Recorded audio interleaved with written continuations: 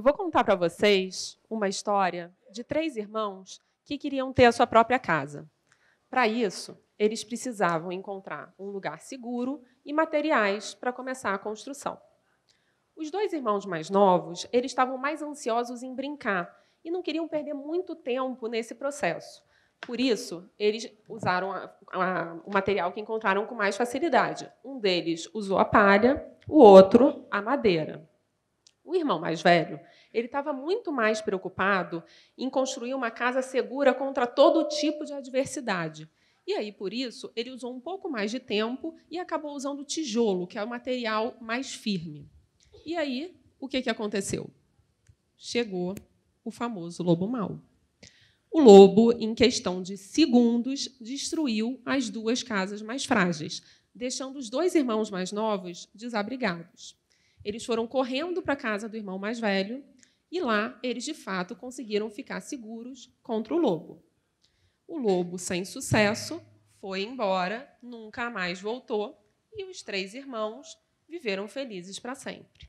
Casar, para a grande maioria das pessoas, está associado a vestir branco, trocar alianças, reformar apartamento e abrir mão da antiga casa.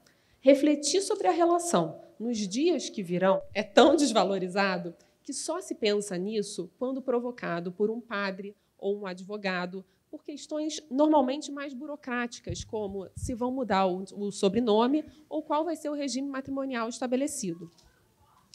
Dessa forma, por que vocês acham que não se preocupa, as pessoas não costumam se preocupar em falar sobre alguma coisa que é tão importante como o casamento?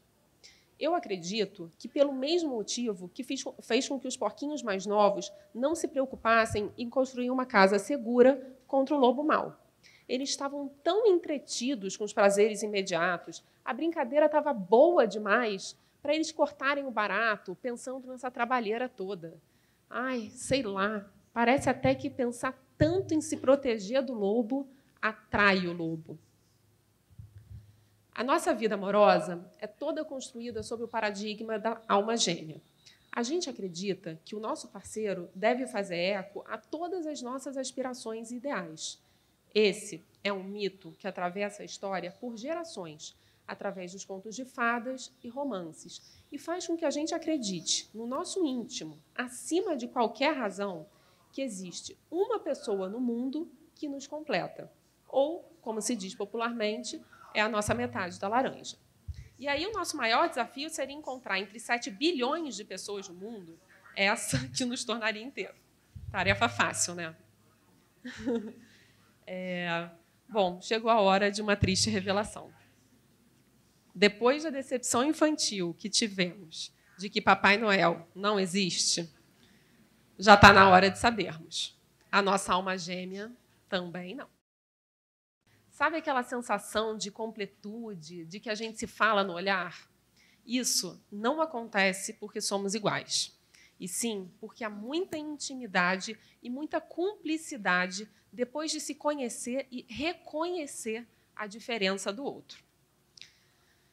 O grande perigo dessa ideia da alma gêmea é que, quando a gente parte do princípio que o outro com quem casamos é a nossa metade e, portanto, pensa igual a gente acaba por não checar e começa a agir em cima de suposições.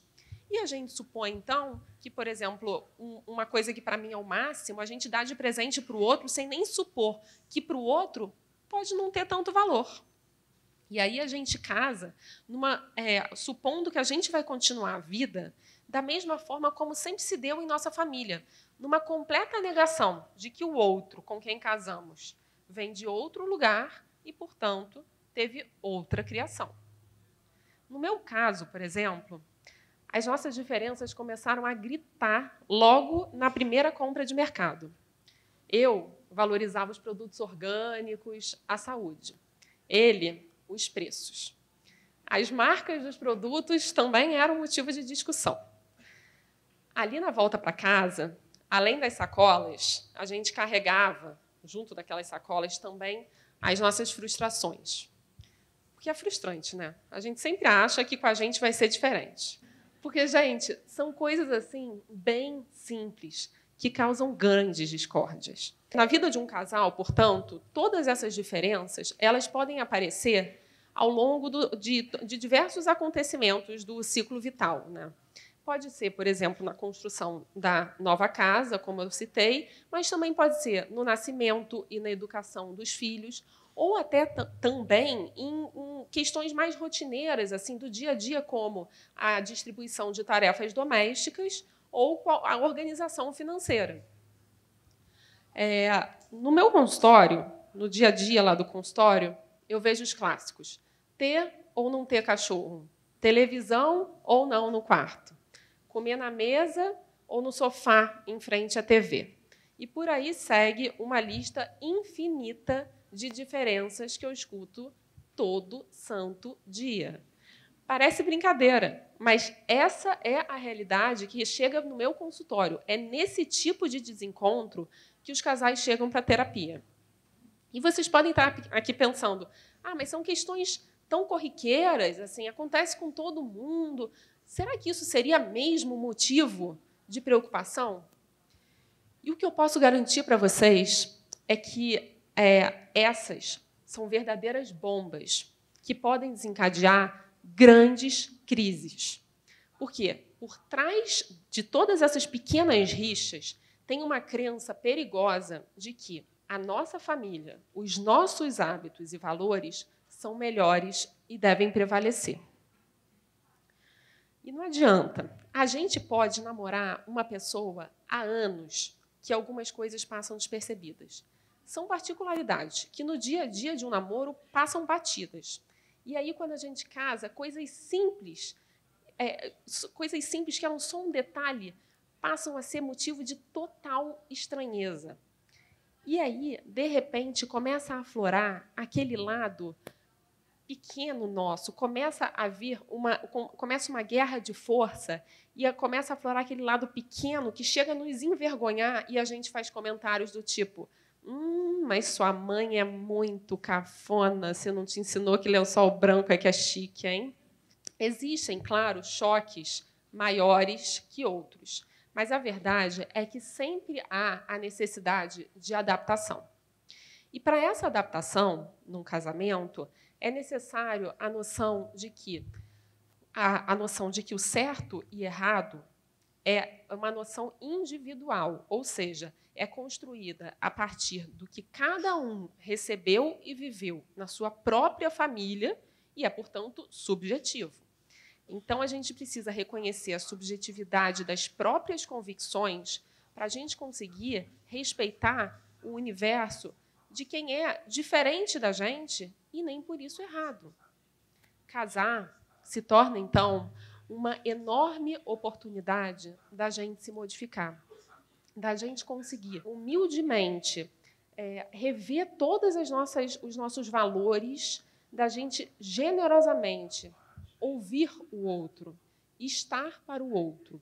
É a gente sair do salto de quem é dono da verdade e treinar o nosso olhar empático para conseguir aceitar, respeitar o universo dessa pessoa que está ao nosso lado e, ironicamente, às vezes tão distante. Onde eu quero chegar com tudo isso? Eu, junto com minhas sócias, resolvemos ir na contramão de tudo que a gente aprendeu na faculdade. E, ao invés de trabalhar na crise, que é a consequência, a gente resolveu voltar esse filme para trás e trabalhar no antes, ou, como a gente gosta de dizer, de véspera. A gente, junto aos casais, elabora o projeto daquele casamento, construindo tijolo por tijolo daquela relação. A gente negocia todos os acordos que vão reger aquela relação para o casal sair dali junto, de mãos dadas, parceiro naquela vida a dois. Dessa forma, o casamento é como lá na casa dos 3 porquinhos. O casamento precisa ter planejamento e construção.